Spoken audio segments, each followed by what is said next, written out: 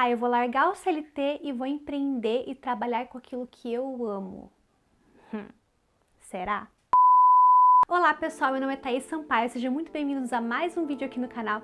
Se você está aqui pela primeira vez, eu te convido a se inscrever aqui no canal, que aqui eu compartilho sobre estilo de vida, desenvolvimento pessoal, os meus aprendizados, experiências da vida real, e no vídeo de hoje eu quero compartilhar com vocês algumas verdades que eu aprendi durante a minha jornada de empreendedora nesses últimos anos. Como alguém que trabalhou mais de 10 anos no CLT e depois disso ainda resolveu empreender.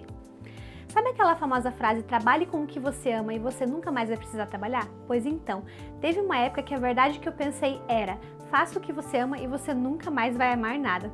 Eu passei por algumas situações durante um tempo que me fizeram repensar o que realmente significa empreender.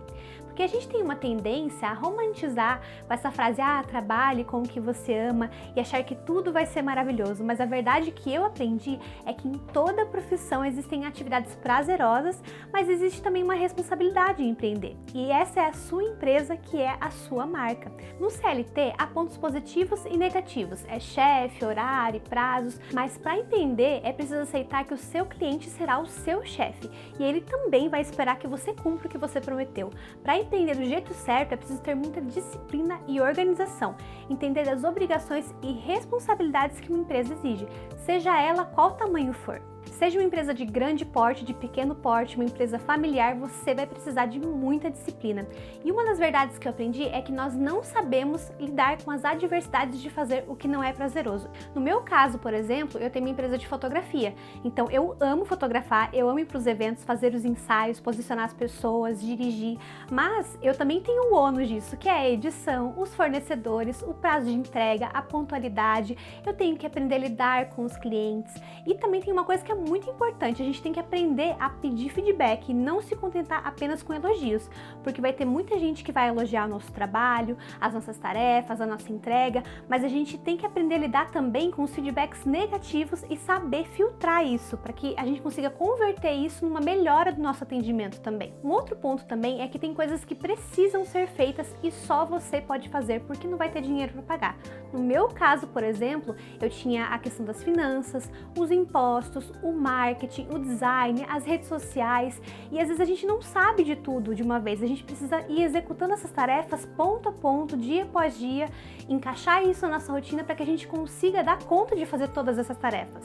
O que eu aprendi também é que a gente precisa investir num bom atendimento e no pós, porque isso é o melhor do marketing. Muitas vezes os nossos clientes eles vão nos indicar para outros clientes e isso é muito valioso também. Um outro ponto que eu precisei aprender é estudar para aprimorar as minhas técnicas e encontrar formas de otimizar o meu trabalho. Por exemplo, na época eu comecei a trabalhar com crianças e eu não sabia lidar com elas, eu não sabia como encantar elas para que elas ficassem interessadas e deixassem eu tirar foto delas, enfim, eu tinha muito medo de crianças. Só que se eu ficasse pensando em eu não gosto de crianças, elas são difíceis, eu não sirvo para isso, se eu só desistisse, eu não saberia a beleza e a riqueza que é trabalhar com as crianças. Então eu precisei estudar muito sobre psicologia, sobre a formação da personalidade dessas crianças, desenvolvimento infantil, eu tive que estudar sobre os transtornos, para eu entender como cada criança reage em cada situação. Eu tive que aprender a me colocar no lugar daquelas crianças para que eu conseguisse fotografar elas. Então uma adaptação é necessária às vezes, a gente tem que aprender a aprender as atividades que a gente precisa fazer para que o trabalho flua com mais leveza, sabe? Uma outra verdade é que no início tudo é um investimento, mas há um preço muito alto a se pagar e é muito mais alto se você ainda não investir. Então, por exemplo, no meu caso, eu precisei investir em equipamento, eu precisei trocar a câmera antiga que eu tinha, que era muito mais pesada, muito mais complexa, e pegar uma câmera mais leve, que tinha um custo mais alto, eu precisei comprar um outro computador, precisei investir em softwares de edição. Então, é preciso estudar muito sobre tudo que envolve o meu negócio. Então, até a parte operacional, para eu poder melhorar os meus processos, melhorar a minha entrega, eu precisei estudar também, sabe? E olha só, para empreender, a gente tem que ser muito otimista, porque você precisa aprender a extrair o bom do ruim, ou a gente vai sofrer em qualquer área que a gente for atuar. Então, seja a gente confeiteiro, fotógrafo, prestador de serviço de qualquer tipo de área, a gente tem que ser otimista, a gente tem que aprender a passar pelas adversidades e superá-las. Mas para isso é preciso estudar muito sobre empreendedorismo, liderança, aprender a ter um autocontrole, a não ser refém da instabilidade. Então muitas vezes a gente vai lidar ali com prazos, com tarefas que a gente precisa cumprir, e a gente precisa aprender a ser pontual, ter autocontrole, aprender a regular a nossa carga horária, saber quando a gente vai fazer e quando a gente vai entregar as coisas. Então a gente precisa ter muito essa disciplina, sabe? Tem uma frase que eu ouvi que ela fez muito sentido pra mim: seja feliz com o que você tem enquanto você trabalha pelo que você quer. Então no início vai ser muito difícil, você vai passar por adversidades, você vai ter problemas, mas é importante aprender a ultrapassar essas adversidades e tirar o bom do ruim. E você já passou por uma experiência em que você foi mal atendido, foi prestado um serviço e você não gostou? Então, isso faz a gente pensar que a gente precisa tratar os nossos clientes como a gente gostaria de ser tratado, de dar para ele o melhor que a gente poderia oferecer para ele. Invista em um bom atendimento, busca ouvir as necessidades do seu cliente e entender se você pode oferecer isso que ele está pedindo, porque clientes satisfeitos e felizes, eles tendem a indicar mais e a voltar a comprar com você, e isso que é o melhor, sabe? A gente tem que dar valor ao trabalho e parar de fazer ele de graça, mesmo para familiares. No início a gente não tem muita experiência, então é natural a gente fazer alguns trabalhos de graça para compor um portfólio ou ter amostras do que a gente sabe fazer para mostrar para os nossos futuros clientes. Mas assim, com o tempo é importante você conseguir colocar um limite nisso, ou você nunca vai conseguir viver do seu trabalho. Nesse caso, o que eu apliquei para mim?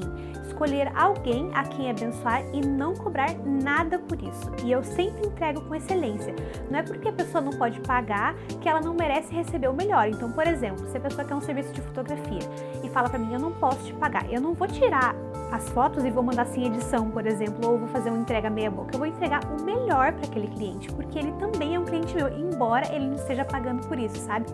E por fim, quando você trabalha com espírito de sacrifício, de doação, fazendo com excelência, você se sente muito mais feliz e muito mais pleno. E é nesse ponto que você aprende a amar aquilo que você faz. A gente tem que procurar a beleza e o propósito de fazer o que a gente está fazendo. E isso tem muito valor.